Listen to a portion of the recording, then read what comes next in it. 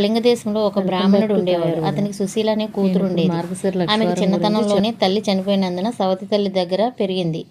సవతి తల్లి తన పిల్లలను ఎత్తుకొని ఆడించమని చెప్పి కొంచెం బెల్లం మొక్క ఇచ్చేది. అయితే సుశీల తన సవతి తల్లి పిల్లలను ఆడిస్తూ ఉండేది. ఆ సమయంలో తన సవతి తల్లి ఇంట్లో మార్గశిర లక్షవారం పూజ చేయడం చూసి సుశీల కూడా మట్టితో మహాలక్ష్మిని చేసి జిల్లేడు పూలతో ఆకులతో పూజ చేసి తన సవతి తల్లి ఇచ్చిన బెల్లం ముక్కను నైవేద్యంగా పెట్టేదన్నమాట. కొన్నాళ్ళకు సుశీల పెద్దదవడంతో పెళ్లి చేసుకుని అత్తవారింటికి వెళ్ళిపోయింది. అప్పుడు కూడా తనతో పాటే ఆ లక్ష్మీదేవి బొమ్మను సైతం తీసుకెళ్ళిపోయింది. అప్పటి నుంచి సుశీల పుట్టింటి వైభవం తగ్గిపోతూ వచ్చింది. కానీ అత్తింట్లో మాత్రం నిత్య కళ్యాణం పచ్చతోరణమైంది. పుట్టింట్లో మాత్రం నిత్య దరిద్రంగా పరిస్థితి మారింది. దీంతో సుశీల వెంటనే తన తమ్ముడిని పిలిచి ఒక చేతికర్రను డొలిపించి దాని నిండా వరహాలు పోసి పంపిస్తుంది. అయితే అతను ఇంటికి వెళ్లే క్రమంలో మార్గమధ్యలో కాలకృత్యాలు తీర్చుకోవటానికి ఆగి ఆ కర్రను ఒక చోట పెట్టాడు.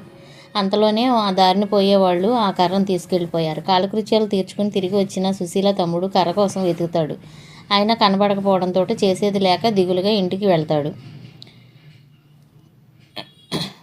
మళ్ళీ కొద్ది రోజుల తర్వాత తన తమ్ముడిని పిలిచి పుట్టింటి పరిస్థితిని అడిగి ఎప్పట్లాగానే దరిద్రంగానే ఉందని చెబుతాడు. దీంతో ఈసారి సుశీల చెప్పుల జోడు నిండా వరహాలు పోసి పైన గుడ్డ కప్పి నాన్నకు ఇవ్వుమా తమ్ముడు అని చెప్పి పంపిస్తుంది.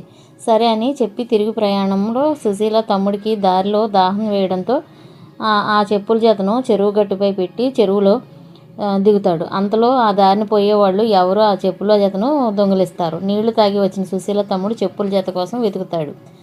అయినా కనిపించకపోవడంతో ఎవరికీ చెప్పుకోలేక ఇంటికి వెళ్ళిపోతాడు.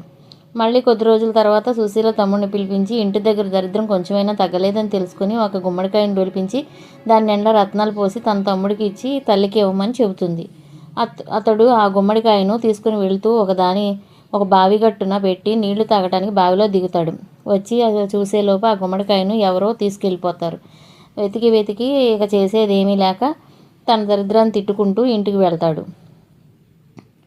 ఆ తర్వాత కొన్నాళ్ళకు సుశీల తన పుట్టింటి విషయాలు తెలుసుకుని వాళ్ళకి ఉద్ధరించడం ఎలాగా అని దీర్ఘంగా ఆలోచించి భర్త అనుమతితో పుట్టింటికి వెళ్తుంది. ఒకరోజు తన సవతి తల్లితో, అమ్మ, ఈ మార్గశిర లక్షవారం రోజు లక్ష్మీదేవి నోము నోచుకుందాం, నువ్వు ఏమీ తినకుండా ఉపవాసం ఉండు అని చెబుతుంది. సవతి తల్లి కూడా సరే అని చెప్పి తన చంటి పిల్లలకి చద్ది అన్నం పెడుతూ తాను కూడా ఒక ముద్ద తింటుంది. తీరా సుశీల వచ్చి నోము నోచుకుందాం రా అమ్మ అని పిలిస్తే సరికి పొరపాటున తను సర్ది అన్నం తిన్న సంగతి చెబుతుంది. దీంతో చింతించిన సుశీల పోనీలే వచ్చే వారం నోచుకుందాం, ఆ రోజైనా జాగ్రత్తగా ఉండు అని చెబుతుంది. ఇంతలో మార్గశిర మాసం 2వ లక్షవారం వస్తుంది. ఆ రోజు తన పిల్లలకు తలంటి స్నానం చేపిస్తూ ఆమె గిన్నె అడుగున మిగిలిన నూనెను తీసి తలకు రాసుకుంది. ఇంతలో సుశీల వచ్చి నోముకు పిలిచేసరికి తన తప్పు గుర్తు చేసుకుని ఆ విషయాన్ని సుశీలకి చెబుతుంది.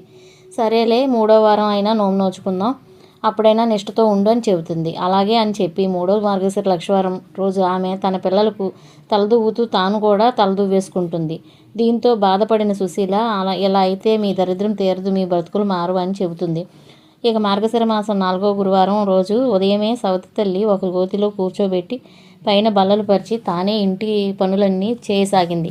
ఇంతలో పిల్లలు వచ్చి గోతి మీద ఉన్న బల్లలపై కూర్చుని అరటిపండ్లు తిని ఆ తొక్కలను చెక్కలను సందుల్లోంచి ఆ గోతిలోకి వేశారు. అప్పటికే ఆకలితో నకనకలాడుతున్న సవతి తల్లి ఆ తొక్కలే అమృతపు ముక్కల్లా భావించి తినేస్తుంది. ఇంతలో సుశీల లక్ష్మీదేవి నోముకు పిలవగానే అరటి తొక్కల్ని తిన్న సంగతి చెబుతుంది.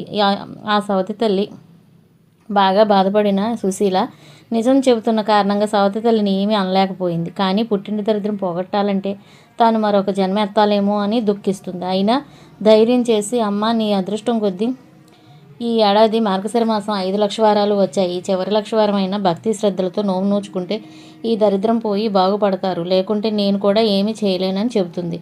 అంతేకాకుండా చివరి లక్షవారం రోజు నిద్ర లేచినప్పటికీ నుంచి సవతి తల్లిని కొంగును తన కొంగుకు ముడివేసుకుని ఎలాంటి అపచారములు జరగకుండా చూసుకుంటుంది. స్నానం చేయించి నోము ఆచరించేలా చేస్తుంది. పూజలో సుశీల నైవేద్యంగా పెట్టిన పూర్ణం కుడుములను మాత్రం మహాలక్ష్మీదేవి స్వీకరించింది. కానీ సవతి తల్లి పెట్టినప్పుడు మాత్రం స్వీకరించదు. ఈ విషయాన్ని గమనించిన సుశీల మహాలక్ష్మీదేవి లేచి ఆ నివేదనను ఎందుకు నిరాకరించావు తల్లి అని అడుగుతుంది. దీంతో లక్ష్మీదేవి, అమ్మ సుశీల, నీ చిన్నతనంలో నీవు నా బొమ్మతో ఆడుకుంటుండగా నీ సవతి తల్లి నిన్ను చీపురుతో కొట్టింది. అందుచేత ఈవిడ సమర్పించిన నైవేద్యం నేను తీసుకోవడం లేదు. అని చెబుతుంది. అప్పుడు సుశీల లక్ష్మీదేవికి క్షమాపణ చెప్పి తన సవతి తల్లి చేత కూడా క్షమాపణ చెప్పించగా ప్రసన్నురాలైన లక్ష్మీదేవి ఆ నైవేద్యాన్ని కూడా స్వీకరించి వచ్చే ఏడాదైన మార్గశిర లక్షవారం రోజుల్లో నోము నియమబద్ధంగా చేయమని ఆదేశిస్తుంది. దీంతో సుశీల ఆ తర్వాతి ఏడాది కూడా తన సవతి తల్లి చేత ఈ నియమనిష్టలతో లక్ష్మీదేవి నోము ఆచరించేలా చేయగా అప్పుడు నుంచి ఆ ఇంటికి దరిద్రం తొలగిపోయి ఎనలేని భోగభాగ్యాలు కలుగుతాయి. దీంతో అప్పటి నుంచి మార్గశిర మాసం లక్షవారం రోజు లక్ష్మీదేవి వ్రతం చేయడం కొనసాగుతుంది అని పండితులు చెబుతున్నారు.